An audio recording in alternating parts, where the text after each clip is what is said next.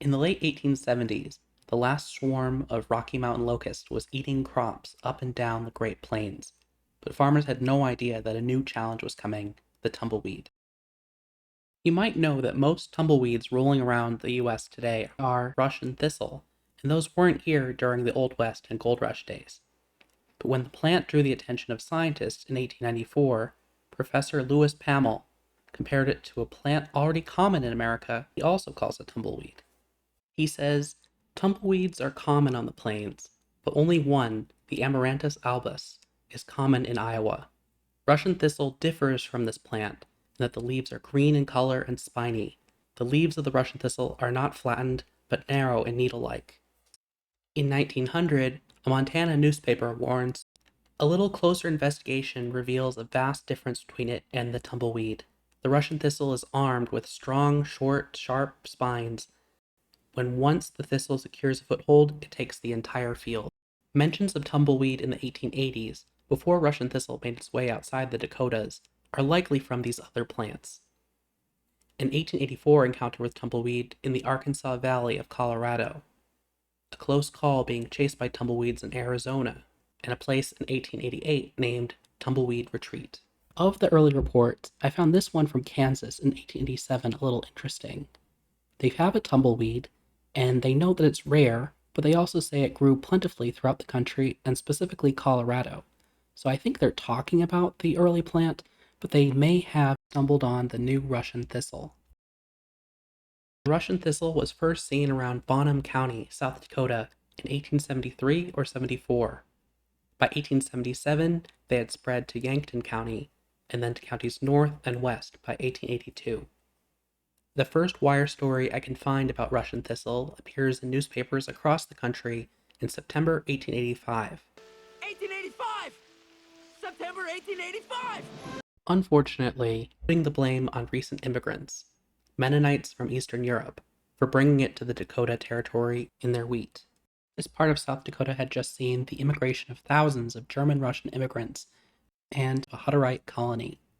Going back to the report, strong winds during the winter of 1887, followed by the dry summer of 1888, and probably new planting of seeds into two other counties, caused Russian thistle to spread. Russian thistle had a tendency to get picked up by passing trains. In the 1890s, it spread everywhere across the Midwest. By the end of 1892, there was a new origin story, published by Professor T.A. Williams, that the Russian immigrants had grown it intentionally to feed their livestock. In early 1893, there was another theory that Russian immigrants had planted the seeds on purpose to retaliate against the community which expelled them. The same article goes on to say that Russian thistle seeds were mixed in with flax seeds and planted in South Dakota. And this explanation from 1893 is the same thing you can read on Wikipedia today. Maybe that means they got it right. Early indications were that farmers didn't need to worry about Russian thistle. They just needed to take precautions. Nebraska failed to pass a bill about it in 1892. A rather ominous bulletin from the U.S. Department of Agriculture in summer 1893 warns, "Permit no seeds to ripen. Make a vigorous war on this foreign foe." The Agriculture Department sends a botanist, Lister Dewey, to investigate. Increasingly dire reporting says that Russian thistle is stopping plows, horses, and trains. A newspaper in Iowa writes, "We presume the only way to fight the Russian thistle is to build fences and prevent the big balls from rolling all over God's earth."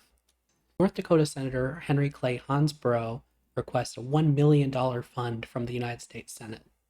Unfortunately, that speech is mostly overlooked as senators debate the future of Hawaii. In the Midwest, the senator's request is still controversial, with some pointing out he never said how the thistle could be exterminated with $1 million. Keep in mind that would be $36 million in today's money. The Secretary of Agriculture, Julius Morton, suggests buying sheep and using the fleece to turn a profit.